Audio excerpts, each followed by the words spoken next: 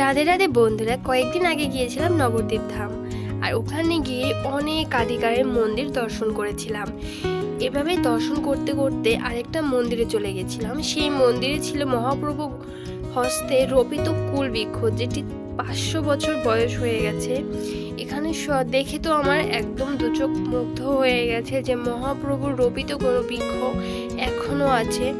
এরপরে এখান থেকে চলে গেছি সোনার গৌরাঙ্গ মন্দির। এটা হচ্ছে আদি যে সোনার গৌরাঙ্গ মন্দির ছিল সেইটাই সেই মন্দির, আর এই সেই আদি বিগ্রহ। এটাই ছিল সেই আদিকালের বিগ্রহ। এটা আমরা দর্শন করে নিলাম। এরপর আমি দেখিয়ে দিচ্ছি আপনাদেরকেও খুব ভালো মতো, আপনারাও বাড়ি বসে দর্শন করুন। আর এখন যে বিগ্রহটা দেখছেন এটা হচ্ছে বর্তমান সময়ের সোনার গৌরাঙ্গ, রূপোর সিংহাসনে সোনার গৌরাঙ্গ। এটা দর্শন করে আমরা এখন চলে যাচ্ছি অন্য আরেকটা মন্দিরে, সেটা আমি পরের ভিডিওতে দেখাচ্ছি। আর এটা হচ্ছে কুস্তিশালা।